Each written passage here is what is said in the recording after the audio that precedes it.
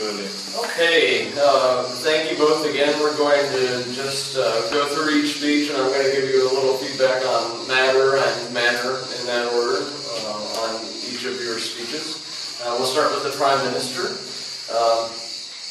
I think this is a really strong Prime Minister speech overall. You fulfilled all of the requirements in terms of defining, having a model, giving a team line with a value, preview of main points, and for the most part, clear reasoning and evidence.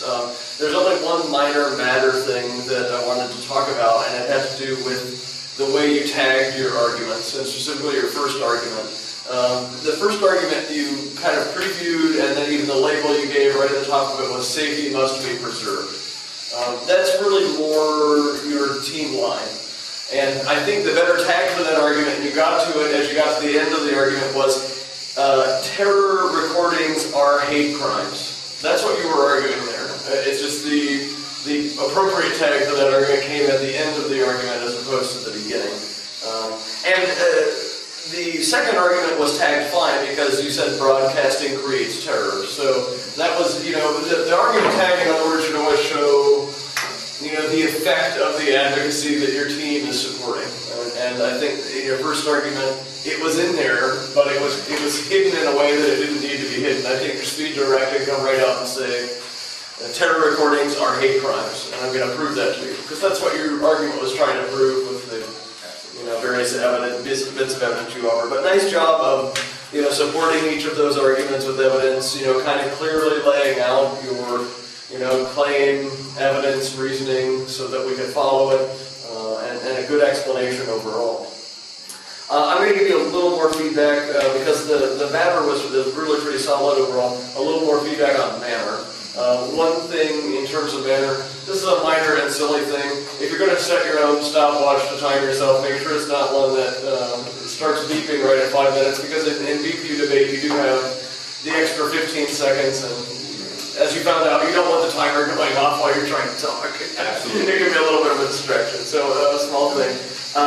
One thing to watch out for too, just to be conscious of, and this is something for both of you on manner, is that I noticed, and it's a common thing for debaters, a common way to release the nervous energy, but both of you were doing a little bit of swaying, a little bit of rocking back and forth on your feet, so just try to be conscious of that. I think it's an example of the presentational energy, as I like to call it, that you're feeling during the debate, coming out in your legs in a way that you may or may not be conscious of. So I'm calling it to your attention just so you know you're doing it, because I think for some audience members, they can start to pay more attention to you rocking back and forth than listening to your arguments, and you certainly don't want that to happen.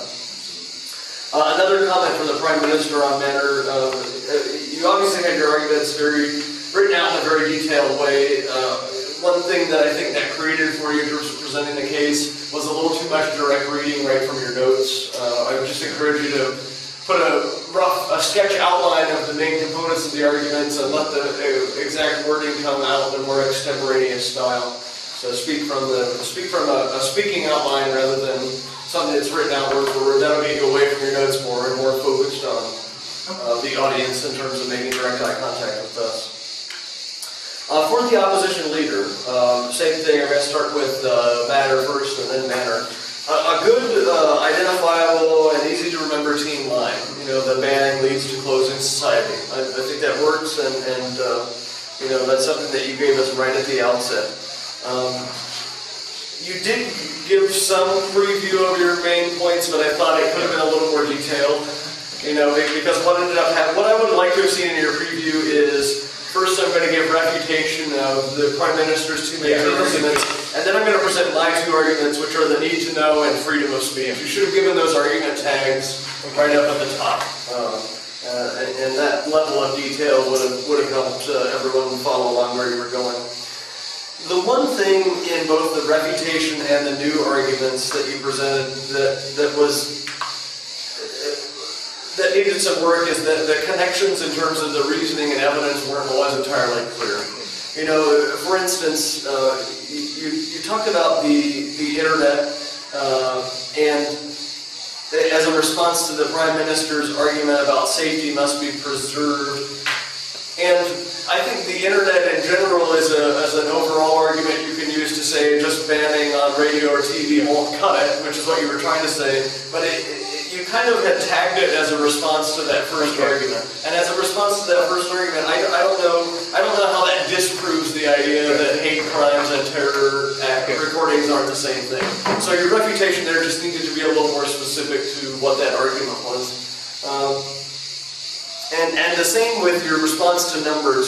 It just seemed like your connections to the idea of broadcasting, creating terror weren't entirely clear in the way you were trying to respond to it. So just, I think following that format of this is what the Prime Minister said, but our team disagrees with that because, and therefore, keep those components of refutation in mind, and that will help keep your refutation clearer and allow your audience to understand where you're going with the refutation.